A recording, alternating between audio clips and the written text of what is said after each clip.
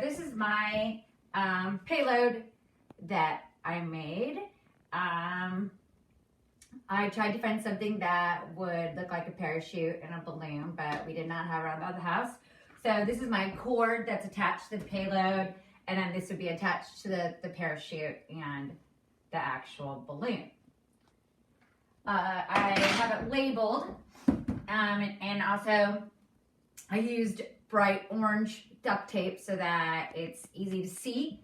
I labeled it with my name and then UNO, so people would know that it actually belonged to someone. And then on the other side, I labeled it as well and said that this is actually a science experiment from UNO, so people would know that it wasn't anything dangerous. Cut out here spot for my camera. Obviously, this is not the type of camera that you would use. When I was looking at it, I looked at the GoPro, the Hero 8. So obviously, this is not, but see what we can do.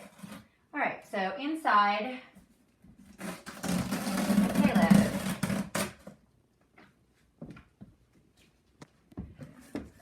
okay, so we have my camera, and then this represents GPS system, and then the battery pack. The batteries that you would use would be alkaline batteries. And then we have our sensor, again, another battery pack, kind of a backup. This actually has a rechargeable battery that you can hook into with the wall. A lot of more experienced ballooners, I would have a lot more things in here, like possibly 3-4 different cameras in case one went out. The phone, even though using a cell phone is against FAA rules, some people use it more of a GPS kind of tracker also. So this is kind of crude, but that's right. So I have the necessities in here. So I'm going to take out. So Pocket Lab.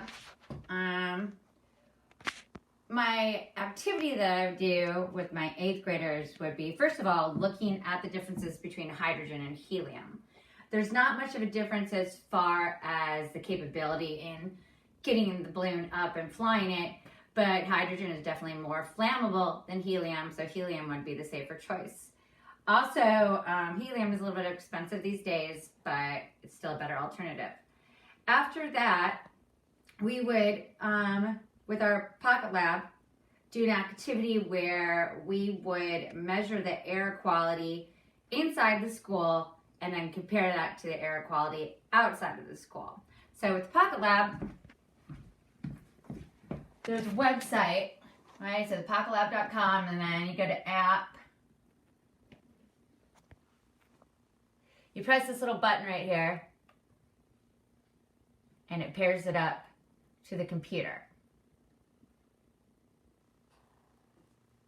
And then you have all this information that it's picking up. So it has particulate matter, carbon dioxide, temperature, humidity, pressure, light intensity, the ozone, and then the air quality index. And it even comes with a card, and it shows you, right, that I could use with the kids and show them what good air quality is and what's considered dangerous air quality. Also, there's different questions that come with this that we would talk about after we were done with our activity. So the first thing that we would do is we would leave this inside the school somewhere that it would not be bothered for an hour, and we would record that. While we're doing it, there's a little record right here. And then we would take it outside.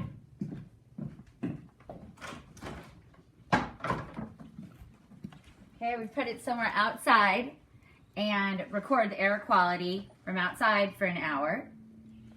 Then we bring it back in and we would look at the data from the computer and compare the air quality. Then if we were able to actually